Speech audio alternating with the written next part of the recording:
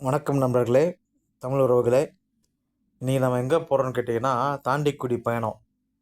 இந்த பயணத்தில் பார்த்தீங்கன்னா, ஒரு 22 ஹேர்பின் பெண்ட் இருக்குங்க. இந்த 22 ஹேர்பின் பெண்டும், குண்டை ஊசி வளைவுகளும், இயற்கை அழகோடு பொருந்திருக்கு. இதில் வந்து என்ன ஆச்சரியம்னு கேட்டிங்கன்னா, ஒரு குறிப்பிட்ட ஈவினிங் சாயந்தரத்துக்குள்ளே இறங்கிடணும் கீழே. அதே மாதிரி போகும்போதும் ஒரு ஒரு 2 பேர் 3 பேரா சேர்ந்து போகிறது நல்லது. ஏன்னா, வனவிலங்குகளுடைய நடமாட்டம் இருக்கிற பகுதி இதனால். இந்த இடங்கள்லாம் வந்து நீங்கள் பார்த்து கொஞ்சம் எச்சரிக்கையோடு தான் போகணும். கூடிய மட்டுக்கும் கு 2, 3 பேர் போகிற மாதிரி பார்த்துக்கோங்க. தனியாக மட்டும் போயிடாதீங்க. ஏன்னா அவ்வளோ கடுமையான காடு இது பார்த்தீங்கன்னா. எனக்கு இந்த இடத்துக்கு போகும்போதெல்லாம் எனக்கு இந்த பாட்டு தான் ஞாபகம் வந்தது. அதனால தான் இந்த ஷாட் எடுத்தேன் ஆக்சுவலாக. பலரும் பார்த்துருப்பீங்க பழைய படம். இளநெஞ்சேவா தென்றல் தேரினில் எங்கும் போய் வரலாம், அட அங்கே பார் மஞ்சள் வான்முகில் கையால் நாம் தொடலாம். அந்த சாங் வந்து எனக்கு ஞாபகம் வந்துச்சு எனக்கு. ஸோ அதில் வந்து இந்த பார்த்தீங்கன்னா காட்சிகளில் வந்து அப்படியே போய் பயணம் பண்ணுற மாதிரியே போயிட்டுருக்கோம். சொன்ன மாதிரி அந்த வரியல்லாம் வந்து அந்த பாட்டுக்கு ஏற்ற மாதிரியே ஹம் பண்ணிக்கிட்டே இந்த வண்டியை ஓட்டினேங்க. அப்படியே அந்த இடங்களை வந்து பார்க்கும்போது ரசிக்கும்போது ஒரு ரசிக்கக்கூடிய இடமா இருந்தது. இந்த இந்த மாத விடுமுறை 1 மாத விடுமுறை அழகான ஒரு முறையில் இந்த பயணத்தின் மூலமாக நிறைவு பெற்றதுன்னு தான் சொல்லணும். ஏன்னா நம்ம எடுக்கிறோம் வேலை வருஷம் ஃபுல்லாக வேலை பார்த்துக்கிட்டு இருக்கிறோம். நமக்கு ஒரு ஓய்வு தேவை. அந்த ஓய்வு மட்டும் பத்தாது. அதுக்கு ஒரு கேளிக்கையும் தேவை. ஒரு பொழுதுபோக்கும் தேவை. அப்படி பார்க்கும்போது பொழுதுபோக்குன்னு பார்க்கும்போது நமக்கு இது சினிமா பார்க்கலாம், இல்லை விளையாடலாம், எது வேணால் பண்ணலாம். ஆனால் ஒரு பயணம் அப்படிங்கிறது வந்து ஒரு விஷயத்த வந்து நம்ம புதுசாக பார்க்குறோம், தெரிஞ்சுக்கிறோம், கற்றுக்குறோம். ஒரு பயணத்தின் மூலமாக ஒரு அனுபவத்தை பெறுகிறோம் இல்லையா? அது வந்து ஒரு பெரிய நல்ல விஷயம். 2வது இந்த இந்த காட்சிப்படுத்துதல்ன்றது வந்து எனக்கு பிடித்தமான ஒரு விஷயம். ஏன்னா மக்களுக்கு நம்ம கொடுக்க போகிற இந்த காட்சிப்படுத்துதல்ன்றது வந்து எனக்கு அது பிடித்தமான விஷயம். அதனால நம்ம பிடித்தமான காரியத்தை நம்ம செய்கிறது வந்து ரொம்ப சந்தோஷம். பார்த்தீங்கன்னா, அந்த பின்னாடி இந்த பாடல் வரி தான் எனக்கு ஞாபகத்துக்கு வந்துட்டே இருந்துச்சு. அற்புதம் மங்கை உருக்கி அங்கே இளம் நத்தைகள் பிட்டு தவிக்கும்னு அந்த சாங்கு என்ன அருமையான சாங்கு பாருங்கள் அது. பாருங்கள் அவ்வளோ அழகான பாதை. இந்த மாலை பாதையில் அந்த இளையராஜாவுடைய பாடல்கள் எல்லாமே நமக்கு ஞாபகத்துக்கு வருங்க. எனக்கு பிடித்த காதல்னு ஒரு சாங் இருக்கும். அந்த சாங் வந்து ஜூலி கணபதியில். எந்த பாடலுக்கு வேணாலும் நீங்கள் பொருத்தி பாருங்களேன்.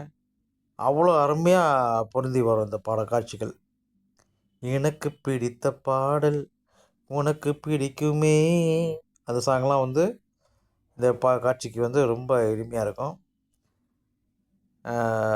ரொம்ப நேரம் பயணமாக இருக்கிற மாதிரி தெரியும். ஆனால் இது வந்து நான் இப்படி ஒரு நல்ல ஒரு இயற்கை எழில் கொஞ்சம் அழகை வந்து நம்ம வந்து முழுசாக வந்து எடுத்துகிட்டு கொண்டு போய் சேர்க்கணும் அப்படின்றது தான் என்னுடைய ஆர்வத்தில் எடுத்தேன். பாருங்கள் இந்த பக்கம் நம்ம ஒரு மலையில் போய் பயணம் பண்ணிக்கிட்டு இருக்கிறோம். நடுவில் பள்ளத்தாக்கு, பெரிய பள்ளத்தாக்கு, இடைவெளி இருக்குது. அதுக்கு எதிர்ப்புறமாக ஒரு பெரிய மலைத்தொடர் இருக்குது. இந்த காட்சியெலாம் நமக்கு எப்போ கிடைக்கும் பாருங்கள். எப்படி நம்ம பார்க்க முடியும்? ஒரு ஓரமாக ஒரு கோயில். இதெல்லாம் வந்து எனக்கு இந்த சுமதி வளைவுன்னு ஒரு படம். அந்த படத்தை ஞாபகப்படுத்திட்டு தேடிட்டு போனோம். ஒருவேளை அந்த காட்சிகள் எடுக்கப்பட்ட இடமா இருக்குமோ அப்படின்னேன். கிட்டத்தட்ட இந்த இடங்கள் அப்படி பொருந்தி வந்தாலுமே எடுத்திருக்காங்களா என்னன்னு தெரியாது. ஆனால் இந்த இடங்கள் வந்து ரொம்ப மிரட்டலாக இருக்கும். சொன்ன மாதிரி ஒளிப்பதிவில் வந்து உங்களுக்கு வித்தியாசம் இருக்கும்ல, அதுதான் விஷயம். பாருங்க மாருதியோட ஒரு ஓய்வு நேரம் பார்த்தீங்களா? இப்போ எல்லாம் உங்களுடைய பார்வைக்கு தான். நாங்கள் இடையில கொஞ்சம் ஓய்வு எடுத்தோம். ஓய்வுக்கு அப்புறம் திருப்ப ஆரம்பிச்சிட்டோம் பயணத்தை. இது வந்து இன்னும் டீப் ஃபாரஸ்ட். நாங்கள் எங்கே போகிறோன்னா, கதவுமலைநாதன் ஒரு கோயில் இருக்காங்க. அந்த கோயில் வந்து ரொம்ப பிரசித்தி பெற்றது. ஒரு மலைகள் வந்து கதவு மாதிரி அமைப்பில் இருக்கும் அப்படின்ற மாதிரி சொன்னாங்க. ஆனால் எங்களுக்கு தெரில. ஆக்சுவலாக நாங்கள் போகிறப்ப நம்ம ஒரு செவிவழி செய்தியாக தான் கேட்டுட்டு போனோம். இப்போ அந்த சிவன் கோயிலை தேடி தான் நாங்கள் போய்கிட்டுருக்கோம். இந்த தாண்டிக்குடி என்பது வந்து கிட்டத்தட்ட கொடைக்கானல் பக்கத்தில் வந்துடுதுங்க. இங்கே இந்த தாண்டிக்குடியிலேருந்து ஒரு 15 கிலோமீட்டர் போனீங்கன்னா கொடைக்கானலுடைய பண்ணைக்காட்டுக்கு போயிடலாமா. பண்ணைக்காட்டிலேருந்து அப்புறம் எல்லாமே உங்களுக்கு தெரியும். அந்த குறிஞ்சி கோயில், அப்புறம் எல்லாமே வந்து அந்த சுற்றி சுற்றி இருக்கிற எல்லாமே பூம்பாறை, அதெல்லாம் வந்து அந்த கொடைக்கானல் மலைப்பகுதியை சார்ந்த இடம் தான். நீங்கள் அதெல்லாம் வந்து நீங்கள் அழகாக வந்து போய் ஈஸியாக போய் பார்த்துக்கிற தூரத்தில் இருக்குது. போக்குவரத்து பஸ் போக்குவரத்து இருக்குது. இப்போ பார்த்தீங்கன்னா இந்த அம்மா நிற்கிற பகுதி வரைக்கும் தான் பஸ்ஸு போக்குவரத்து இருக்குங்க. அதுக்கப்புறம் உள்ள பகுதியில் வந்து போக்குவரத்து வந்து சற்று குறைய வாய்ப்பு இருக்குது. இந்த வனப்பகுதி ஃபுல்லாக பார்த்திங்கன்னா இயற்கை எழில் கொஞ்சம் இடமா இருக்குது. ஆனால் வழக்கம் போல் இந்த பகுதிகளையும் இந்த மரங்களை வெட்டி ஃபாரஸ்ட் ஆஃபீஸர்ஸ் வந்து இல்லை அரசாங்கம் இது யார் அரசாங்கம் இது யாருன்னு தெரில, மரங்களை வெட்டி ஓரத்தில் போட்டு இந்த காட்சிகளை பார்க்க முடிஞ்சது. சாலை பணிகளும் நடைபெற்று கொண்டிருக்கு. இந்த சாலையை வந்து குண்டும் குழியுமாக தான் இருக்குது. ஒரு குறிப்பிட்ட ஊருக்குள்ளே போகிற வழியில் வரைக்கும் கொஞ்சம் தூரம் நல்லா இருக்குது. பாதி தூரம் வந்து கொஞ்சம் பழைய ரோடாக தான் இருக்குது, புதுசாக புதுப்பிக்கப்படலை.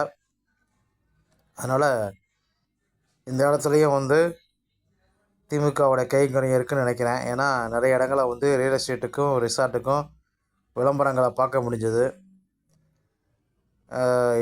தமிழ்நாட்டில் ஒரு இடத்த கூட விட்டு வைக்கல போல அவங்க. மக்கள் சாதாரண மக்கள் வந்து வசிக்கக்கூடிய மக்கள் வந்து இது பண்ணுறாங்களான்னு தெரியல. ஆனால் இவனுங்க வந்து அவ்வளோ இடத்த கபலீகரம் பண்ணி வச்சுருக்கானுங்க. ஆட்டையை போட்டு எவன்ட்டு வந்து ஆட்டையை போட்டான்னு தெரில, அவ்வளோ இடங்களை வந்து ஆக்குபை பண்ணி வச்சுருக்காங்க. இந்த பாதையில் பார்த்திங்கன்னா மலைப்பாதைகளில் பல வண்ணமயமான மலர்கள் நிறையா இருக்குங்க. என் கூட வந்த நண்பர்கள் பார்த்திங்கன்னா ஒவ்வொரு இடமும் நின்று இருந்து அந்த அதுக்கால வண்ண வண்ண மலர்களை வந்து படம் பிடித்துட்டு போனாங்க. இங்கே பாருங்கள், சிவப்பு மலர்கள் இருக்குது பார்த்திங்களா, ஒரு பஞ்சாக ஒரு தொகுப்பாக இருக்குது. இதெல்லாம் வந்து காண கிடைக்காத காட்சிகள்.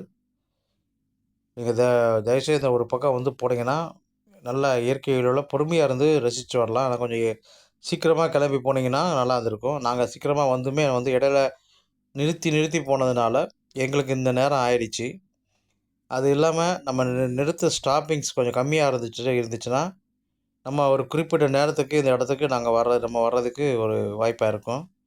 இப்போ ஊருக்குள்ளே வந்துட்டோம், என்ட்ரி ஆகிட்டோம். ஊருக்குள்ளே என்ட்ரி ஆகி உள்ளே போய்கிட்டுருக்குறோம். அவ்வளோ அருமையான பெரிய சுற்றுப்புற சூழல் வந்து பார்த்திங்கன்னா அவ்வளோ அருமையாக இருக்குது. கிளைமேட் அப்படி ஒரு கிளைமேட்டுங்க. அவ்வளோ வெயில் தெரியல. ஒரு மாதிரியான ஒரு வந்த நிலையில் தான் இருந்துச்சு.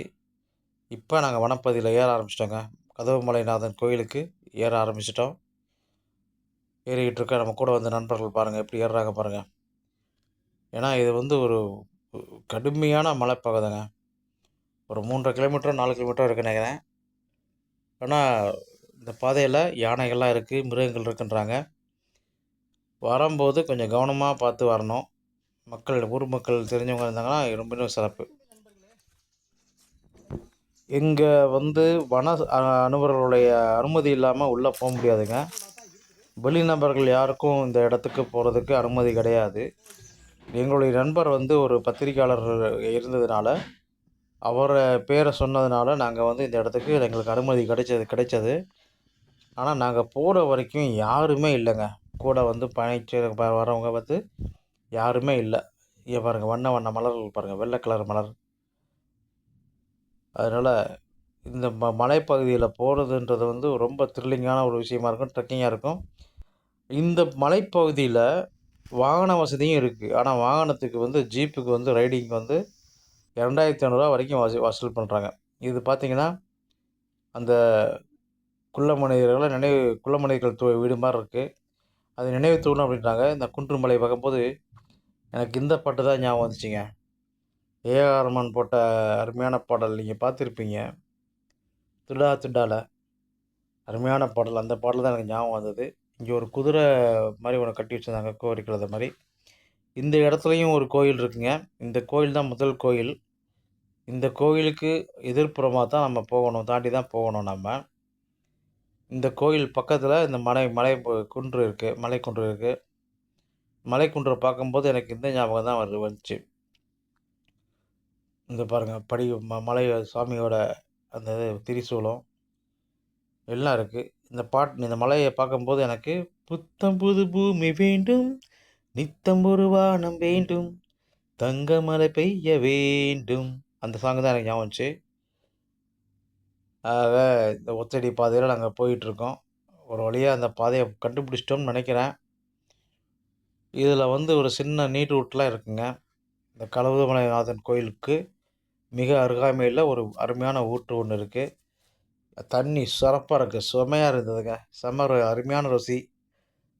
தயவுசெய்து நாங்கள் இந்த தண்ணியை தான் நாங்கள் பிடிச்சி குடிச்சிட்டு வந்தோம். எங்களுக்கு 2, 3 கேன் வாட்டர் கேன் எடுத்துகிட்டு போயிருந்தோம். அந்த வாட்டர் கேனில் இந்த ஊற்று நீரை தான் நாங்கள் எடுத்துகிட்டு, இது பக்கத்தில் ஒரு ஊற்று இருக்குது, அந்த ஊற்று நீர் தான் எடுத்துகிட்டு வந்தோம். அவ்வளோ அற்புதமாக இருந்தது, சுவையாக இருந்துச்சு இந்த நீர். சுவை மிகுந்த ஊற்று நீர் இது. இப்போ பாருங்கள், அம்புக்குறி வழிகாட்ட ஆரம்பிச்சிட்டாங்க பார்த்தீங்களா? இதுதான் முதல் அம்புக்குறி. இந்த அம்புக்குறியை போட்டு நம்ம டைரெக்ஷனில் போயிட்டு இருந்தோம்னா அந்த வெள்ளையாக தெரிகிறது எல்லாமே அம்புக்குறி தாங்க. அதன்படியாக நம்ம அப்படியே உள்ளே போயிட்டே இருக்க வேண்டியதான். நாங்கள் நடக்கிறோம். இதுவே நாங்கள் சொன்ன மாதிரி ஒரு மழை வர சூழல் இருந்துச்சு. நல்ல வேளை மழை வரலை. லேசாக இதோட மூட்டமாக இருந்ததுனால அதுக்குள்ளே திரும்பணுன்றதுனால சீக்கிரமாக போய்கிட்டு இருக்கோம். இந்த அம்புக்குறி எல்லா இடத்துலையும் பக்தர்கள் போட்டு வச்சுருக்கிறாங்க. இது வந்து சமீபத்தில் ஒரு கொஞ்சம் காலகட்டங்களில் வந்து இது பண்ணால் கூட, அந்த காலத்தில் சமணர்களோ யாரோ வந்து இருந்திருக்காங்க, முனிவர்கள் இருந்திருக்காங்கன்ற மாதிரி தான் தெரியுது. ஏன்னா அப்படி ஒரு வனப்பகுதிங்க அது. இந்த வனப்பகுதியில் தியானம் பண்ணுறது, இந்த கோயிலோட அமைப்பு பார்த்திங்கன்னா அவ்வளோ பிரமாதமாக இருக்குது. பள்ளத்தாக்கில் அமைஞ்சிருக்குங்க அந்த கோயில். ஒரு பள்ளத்தாக்கில் கீழே பார்த்தீங்கன்னா கடுமையான பள்ளம். அது ஓரத்தில் அந்த மலையில் இந்த கோயிலை நிர்மாணிச்சிருக்காங்க. இந்த அம்புக்குறி பாருங்கள், தெரியும் உங்களுக்கு. அந்த அம்புக்குறியை பார்த்துட்டு போனாலே உங்களுக்கு கரெக்டாக நீங்கள் போய் ரீச் ஆகிடலாம். ஏன்னா நமக்கு அந்த குழப்பம் ஆறக்கூடாதுன்றதுக்காக தான் பக்தர்கள் யாரோ வந்து இது அந்த அமாவாசை அன்னைக்கு தான் வந்து ரொம்ப பிரசித்தப்பட்ட நாளாக இருக்கும் போல தெரியுது. அது எப்படின்னா மாசி மாதமாக ஏதோ சொன்னாங்க. அந்த மாதம் மட்டும் வந்து இந்த கோயிலை திறந்து விடுவாங்க. அந்த டைமில் தான் வந்து நீங்கள் வந்து சித்திரை மாதம், சித்ரா பௌர்ணமி அன்றைக்கோ சம்திங் ஏதோ வந்து நினைக்கிறேன். அது வரைக்கும் வந்து நீங்கள் வந்து இந்த கோயிலை தரிசிக்கிற மாதிரி இருக்கும். அப்போ எல்லாருக்குமே அனுமதி உண்டு, மற்ற எல்லாத்துக்கும் அனுமதி உண்டு. அதில் இப்போல்லாம் மற்ற நேரங்களில் இந்த கிராம மக்களுக்கு மட்டும்தான் அனுமதி இருக்குது. இது நம்மளுடைய கூட வந்து பயணித்த நண்பர்கள், அவங்க அவர்களும் யூடியூபர்கள் தான். இந்த பாதையை பார்த்தீங்கன்னா அருமையான மகிழ்ச்சி. இது ஒரு வித்தியாசமான ஒரு காளான் வகையாக இருந்துச்சுங்க. இந்த காளான் நான் உங்களை பார்வைக்கு கொண்டு வந்திருக்கேன். பாருங்கள் எப்படி டீப் ஃபாரஸ்ட்டாக இருக்குது பாருங்கள். இதாங்க அந்த பள்ளத்தாக்கு. இந்த பள்ளத்தாக்கில் எப்படி போகுது பாருங்கள் பாதை. இப்போ ஆல்மோஸ்ட்டு கிட்டத்தட்ட நெருங்கிட்டோம் அந்த கோயிலை. அது இறக்கமும் ஏற்றமுமாக இருக்குது. இப்போ முதல்ல இறங்குதா, இப்போ அடுத்து வந்து ஏறும் பாருங்கள். இப்படி மாறி மாறி வருது. இறக்கமும் ஏற்றமும் சேர்ந்து வந்து வாழ்க்கையோட தத்துவத்தை சொல்கிற மாதிரி இருந்தது. வாழ்க்கையிலனா ஏற்ற இறக்க தான் செய்யணும். இப்போ இது வரைக்கும் நம்ம ஃப்ரீயாக இறங்கிட்டோம். இப்போ அடுத்து ஒரு ஏற்றம் போகுது பாருங்கள். இப்படி தாங்க இந்த பாதை இருக்குது. அந்த கோயில் தூரத்தில் திருதான் கோயில். பள்ளத்தாக்கு பார்த்தீங்களா? இந்த பள்ளத்தாக்குலேருந்து இந்த ஒட்டி தான் வந்து இந்த கோயில் நிர்மாணிச்சிருக்காங்க. ஒருத்தருக்கு மேலே வந்து இந்த இடத்துல நடக்க முடியாதுங்க. பக்தர்கள் எப்படி வந்து ஆனால் நாங்கள் போனப்போ ஒரு குடும்பம் வந்து கடவுளை கும்பிட்டுட்டு திரும்ப போனதை நாங்கள் பார்த்தோம். இன்னும் 2 பேர் கூட கோயிலுக்கு வந்து சாமி கும்பிட்டுட்டு கிளம்பி போனதை பார்த்தோம். இந்த கோயிலுக்கு வந்து அவங்க வேண்டுதல் வச்சுருக்காங்க பாருங்கள். வீடு கட்டணுமா என்ன வேண்டுதல் தெரில, ஒரு வேண்டுதலோடு வந்துட்டு போயிருக்காங்க. இது வந்து அந்த கோயிலுடைய அறங்காவலர் துறை குழு, அவங்களுடைய சொந்ததாரர்கள், அவங்களுடைய விவரங்கள்.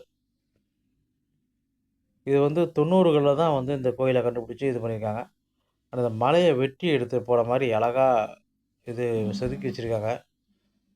கதவு மலைநாதன்னு ஒரு சின்ன ஒரு குகை மாதிரி இருந்திருக்குன்னு நினைக்கிறேன். ஏன்னா இது பார்க்கும்போது ஒரு ஒரு செயற்கையை உருவாக்கின மாதிரி தான் தெரியுது. ஆனால் இயற்கையை அமைஞ்ச ஒரு கோயில் அது. சிவனுக்கு வேறு எங்கேயுமே உருவம் இல்லைன்றாங்க. இந்த இடத்துல மட்டும்தான் சிவனுக்கு உருவம் இருக்குன்றாங்க. அது வந்து ஒருத்தர் சொன்ன விஷயம் தான், விடயம் தான். இது வந்து உண்மையா பொய்யா நமக்கு தெரியாது. ஆனா அந்த அவர் சொன்ன விஷயம் என்னன்னா, ஒரு ஊர்க்காரரு, சிவனுக்கு இங்க தாங்க வந்து அ உருவ வழிபாடு செஞ்சு வச்சிருக்காங்களாம். ஜனநாயகன் படத்தின் போது, படப்பிடிப்பின் போது விஜய் வந்து இந்த ஆலயத்த வந்து வழிபட்டதா சொல்றாங்க. இந்த ஆலயத்தில வந்து வழிபட்டு நடந்தே வந்து வழிபட்டுட்டு போயிருக்காரு. அது வந்து தான் முதல்வர் ஆயிருக்காரு அப்படின்ற மாரி சொன்னாங்க. முதல்வராவே இந்த பாதையெல்லாம் ஒண்ணு உங்களுக்கு உருவாக்கி தரேன் அப்படின்ற மாரி சொல்லியிருக்காங்க. ஸோ அதே கோயில்ல நாங்க வந்து வந்து ஸ் ஸ் க சம் கடவுள் பார்க்க வந்திருக்கிறது ரொம்ப சிறப்பான விஷயம். நீங்களும் ஒரு தடவ வந்து போய் பாருங்க. இது கருப்புசாமியோட இதுன்னு நெனைக்கிறேன். குதிரைலாம் வச்சிருக்காங்க பாருங்க. இது அப்படியே பார்த்தீங்கன்னா, ஒவ்வொரு குகைகளா இருக்கு. சின்ன சின்ன குகைகளா. இது பெரிய அளவுல கூட இருந்திருக்க வாய்ப்பு இருக்கு. ஆனா, காலப்போக்குல அது மாறிடுச்சா என்னன்னு தெரியல. ஆனா, இந்த கோவில வந்து இன்னைக்கும் வந்து பாதுகாத்து நிர்மாணிச்சுட்டு வராங்க. இந்த கோயிலுக்காக தாங்க இவ்வளோ தூரம் மெனக்கட்டோம். இங்க பார்த்தீங்கன்னா தெரியுது உங்களுக்கு எப்படி இருக்கு பாருங்க. இது ஆக்சுவலா ஒரு ஏதோ சாயம் இறங்குன மாரி ஒண்ணு இருக்கு. ஆனா, அருள் வந்ததுக்கப்புறம் இந்த மலைக்கு போயிட்டு பக்கத்தில வந்து ஏதோ ஒரு இதில வந்து சாமியாடி வந்து விளக்கு போட்டு வராருன்ற மாரி சொன்னாங்க. ஆனா, அவங்களுக்கே தெரியாது நிதானம் இல்லாம இருப்பாங்க அப்படின்னு. இவர் தாங்க கதவுமலைநாதன்ற கடவுள் இவர் தான்.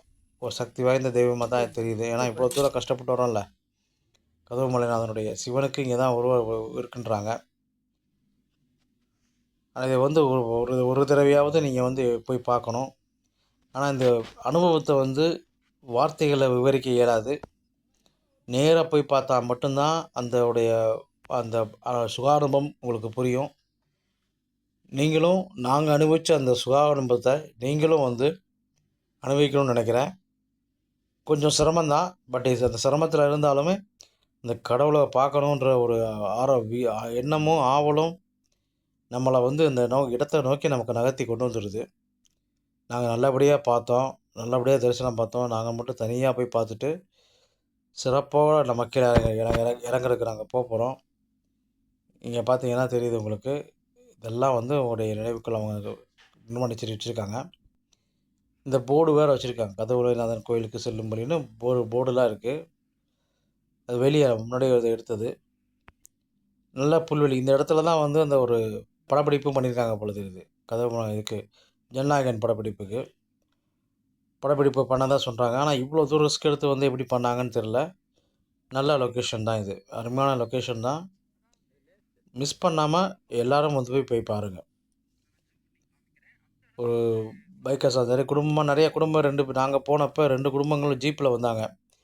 ஜீப்பில் வந்து இறங்கி கடவுளை கும்பிட்டுட்டு பொங்கல் வச்சுட்டு வரதா சொன்னாங்க. பார்த்தீங்கன்னா இந்த இடத்துல எங்களுக்கு டைம் இல்லாதனால அவங்க ஜீப் போட்டிருந்ததுனால நம்ம சென்ட்ரல் ரோட்டில் தான் வந்தோம். உடனே வந்துடலாம். ஒரு 1/2 ஹவரில் வந்துடலாம் போல். சென்ட்ரல் ரோட்டில் தான் வர்றோம். நாங்கள் நடக்கணுமே, ஒரு 2 மணி நேரம் நடக்கணுமே. அதனால் நாங்கள் வந்து நடந்தே தான் போனோம், நடந்தே தான் வந்தோம். இது 3 வழி தெரியுது பார்த்தீங்களா? இந்த 3 வழியில் எந்த வழி வேணாலும் வரலாம். நீங்கள் கீழே இருந்து பார்க்கும்போது கொஞ்சம் குழப்புற மாதிரி தெரியும். நான் நடுவழியை தேர்ந்தெடுத்தேன். நடுவழியை தேர்ந்தெடுத்து வந்ததுனால நான் ஈஸியாக வந்துட்டேன். வெளியே வந்ததுக்கப்புறம் தான் தெரியுது 3 வழிகள் இருக்கிறது நமக்கு பெரிய பெரிய புலப்பட்டுச்சு. இது ஒரு பாதை. இந்த எதுக்கு போகுதுன்னு தெரியல. இந்த பாதையை அடைச்சி வச்சுருக்காங்க. அங்கே திரும்ப பார்த்துட்டு தரிசனம் முடிச்சுட்டு கீழே இறக்கிட்டோம். இந்த ஜீப் ஒன்று வருது பாருங்கள். இந்த மாதிரி ஜீப்பு வந்து விவசாய பொருட்களை சேகரித்து கீழே கொண்டு வராங்க ஊருக்கு. இப்படி தான் ட்ரக்கிங் ஜீப்பு போகுது. நாங்கள் ஊருக்குள்ளே வந்துவிட்டோம். ஊருக்கு வெளியே நாங்கள் ஒரு நல்ல உணவு விடுதியை தேடிட்டு இருந்தோம். ஏன்னா எங்களுக்கு நல்லா பசி. அதனால் என்னடா எதாவது சாப்பிட்டு போகலான்னு பார்த்துட்டு அந்த ஊருக்குள்ளே ஒரு சின்ன ஒரு உணவு விடுதியில் மதிய உணவை முடிச்சுட்டு நாங்கள் ஒரு 4-5 மணிக்கெலாம் கீழே இறங்க ஆரம்பிச்சிட்டோம். வீட்டுக்கு வர்றதுக்கு எப்படியும் ஒரு 9:30 மணி ஆகிடுச்சிங்க. இது எப்படி காலையில் 6 மணிக்கு கிளம்பிய. அதனால் இன்னும் ஏர்லியராக சீக்கிரம் கிளம்பியிருந்தீங்கன்னா சீக்கிரமாகவே வீடு திரும்பியிருக்கலாம்.